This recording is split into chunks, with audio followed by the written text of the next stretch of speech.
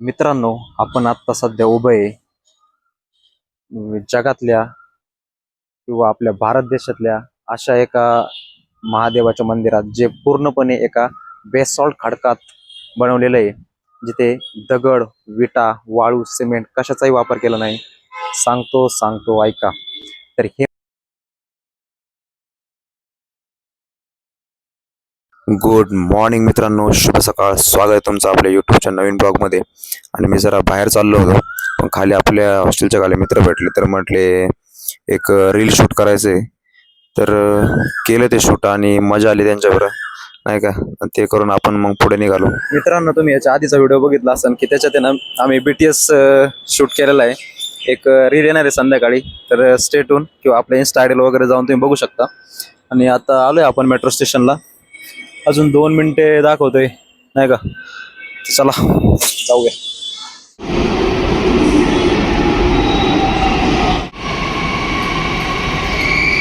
Next station, District Court. Please mind the gap. Passengers are requested to alight at the District Court. मित्रांनो, आता आपण उतरलोय Chhatrapati Sambhaji Maharaj metro स्टेशनवर आणि आता चाललोय पाताळेश्वर मंदिराकडे. आणि समोर तुम्ही बघू शकता, इकडे इकडे ओंकारेश्वर मंदिर पण आपण तिकडं पण जाणार आहे आपण, पण आजचा दिवस नाही त्यासाठी. तुम्ही बघू शकता किती भारी वातावरण आहे पुण्याचं. खरंच आहे, त्यामुळं कधीच वाटत नाही की पुणे सोडून जावा.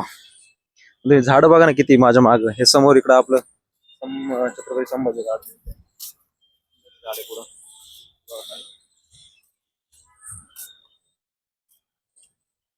हे सगळं उद्यान आहे आणि आता आपण चाललोय. चला जाऊ पाताळेश्वरला. मला दिसतंय ना कालचं ते आपलं बालगंधर्व मंदिर, पुण्यातलं सगळ्यात फेमस आणि जुनं नाट्यगृह.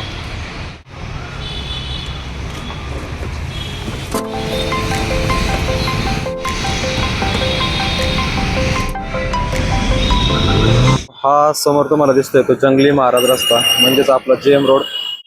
मित्रांनो, आपण आलोय आता पाताळेश्वर मंदिरात आणि समोर बघू शकता वडाचं किती मोठं झाड आहे. आणि हे वड किती प्राचीन असेल आणि हे मंदिर सुद्धा किती प्राचीन असेल यावरून आपल्याला अंदाज येतो.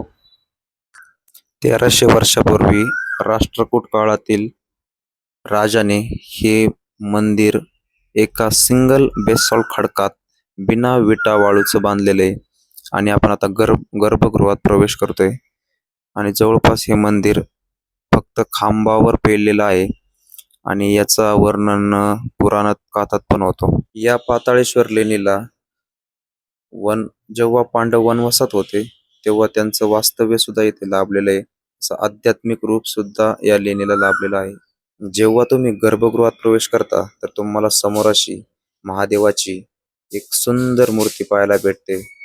आणि इथे अजून सीतामैया, राम आणि गणपतीची मूर्ती आहे. त्यामुळे भाविकांची इथे नेहमीच रेलचेल असते. महादेवाचं दर्शन घेऊन तुम्ही जेव्हा बाहेर येता तेव्हा तुम्हाला हे असे अदृश्य पाहायला मिळते. आणि आता हे मंदिर राष्ट्रीय संरक्षक समितीकडे संरक्षणासाठी ची नोंद झाली आहे. तर चला मित्रांनो, तुम्हाला जर पाताळेश्वर नाव का दिलं असेल माहित असेल तर कमेंट करून नक्की सांगा. जगातल्या किंवा आपल्या भारत देशातल्या अशा एका महादेवाच्या मंदिरात, जे पूर्णपणे एका बेसॉल्ट खडकात बनवलेलं आहे. जिथे दगड, विटा, वाळू, सिमेंट कशाचाही वापर केला नाही. सांगतो सांगतो ऐका. तर हे मंदिर आहे आपल्या पुणे जिल्ह्यात JM रोड म्हणजे जंगली महाराज रस्त्याच्या कडेला वसलेल्या ठिकाणी. तर त्या मंदिराचा इतिहास असा सांगतो, राष्ट्रकूट काळातील इसवी सन 8व्या शतकातल्या काळात ह्या मंदिराचं बांधकाम झालं. 1300 वर्षापूर्वी त्या मंदिराचं बांधकाम झालं असावं असं इतिहासकार सांगतात. आणि ही वास्तू एवढी जुनी आहे, यावरून आपल्याला पुण्याचा इतिहास कळतो. स्वराज्याची स्थापना ज्या शहरात केली आपल्या महाराजांनी, त्या पुणे शहरात हे असं शिवालय मंदिर आपल्याला बघायला भेटतं. आणि अजून भरपूर साऱ्या या गोष्टी, पण शूटिंगमुळे मला आहे ना जास्त काही काढता येत नाही आता शूटिंग, त्याच्यामुळे मी आता एवढंच सांगतो. मित्रांनो, वाचाल तर वाचाल तुम्ही, वातावरण किती शांत आहे बघू शकता. बाहेर एवढा रोड चालू आहे तरी. तर चला, आता आपलं दर्शन वगैरे झालंय, आता आपली इव्हिनिंग ड्युटी आहे. काहीतरी थोडस थंड वगैरे पिऊ आणि जाऊया मग.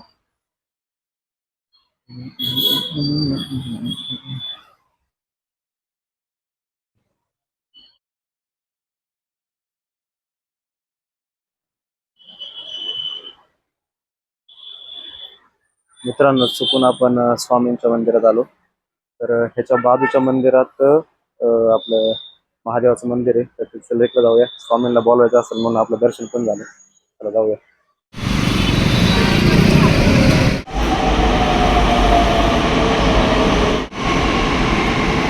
जाताना सुरक्षित अंतर ठेवा. आजकाल मेट्रोमध्ये पण लय गर्दी व्हायला लागली आहे. काय माहिती काय झालंय पुण्याला. काही काढा, PMT बस काढा, नाही तर मेट्रो काढा, नाही तर रेल्वे काढा, नाही तर यांना विमान द्या. गर्दी ती गर्दी कायमची आहेच भाऊ. काय करणार.